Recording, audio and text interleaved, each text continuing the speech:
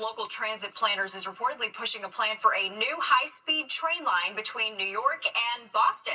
According to Gothamist, the plan would construct a tunnel under Long Island Sound and cut the travel time between the two cities from 4 hours to 100 minutes. The projected cost more than $50 billion with a possible start date in 2028. Suspects face several charges, including criminal sale of a firearm. A New York City council member arrested at a heated protest over a new homeless shelter in Brooklyn. Council member Susan Zhuang has been charged with assault, resisting arrest, and obstruction. This dramatic video shows the moment she was taken into custody, which her office says all stemmed from her efforts to protect an elderly woman who was being pushed into the barricades. She's since been arraigned. Richard Jacobus is live in Bensonhurst with the very latest. Just moments after she was charged with second and third degree assault after allegedly biting the arm of an NYPD officer, Councilman Susan Zhuang showed off her bruises tonight and then returned back to the protest where she was arrested hours earlier and not backing down.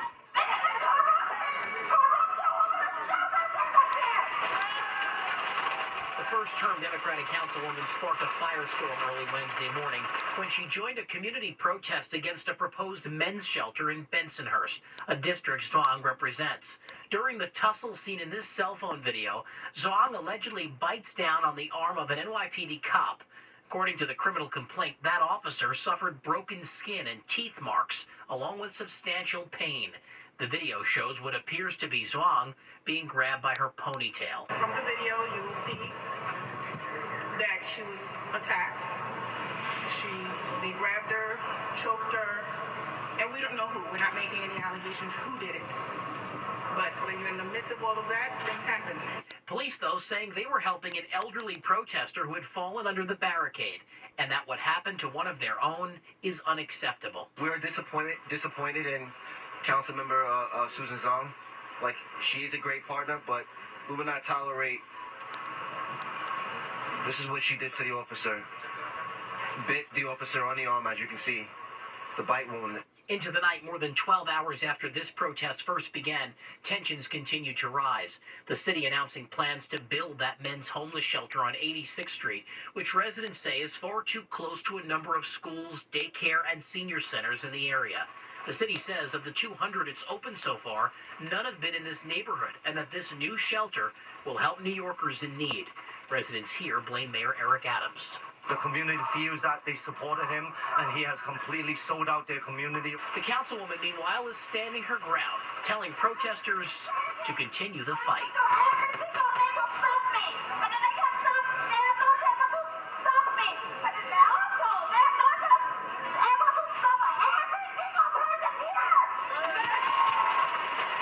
Zhuang was also charged with resisting arrest and second-degree harassment, among other charges. The city council tonight says it's waiting for this investigation to play out, adding that violence is never acceptable and that it is always important to respect city workers who are just doing their job. We're in the Bensonhurst section of Brooklyn. Richard Jacobus, Fox 5 News. Well, what was once the largest and most expensive hotel in the world has closed its doors. The Mirage Hotel and Casino in Las Vegas dealt its last cards today. Back in 1989, Steve Wynn opened the tropical island-themed casino with a fire-spewing volcano outside, and Siegfried and Roy's Lions and Dolphins inside. By Nevada law, the Mirage has to give away $1.6 million in unclaimed funds. The hotel will be replaced with the Hard Rock Las Vegas, set to open in 2027. I went there and I saw Siegfried and Roy with my parents when I was a teenager, right after it opened. Those fountains outside, that was like the place to be. And that was back when Vegas was all about family entertainment and all that, too. So an interesting time coming to an end. Well, today marks 10 years since the death of Eric Garner at the hands of New York City police officers. All right, and on this somber anniversary, how his mother is helping make sure his story is not forgotten. And it's one of the most infamous personal injury law firms from the early 2000s, and now a new off-Broadway comedy is chronicling the split of Cellino and Barnes.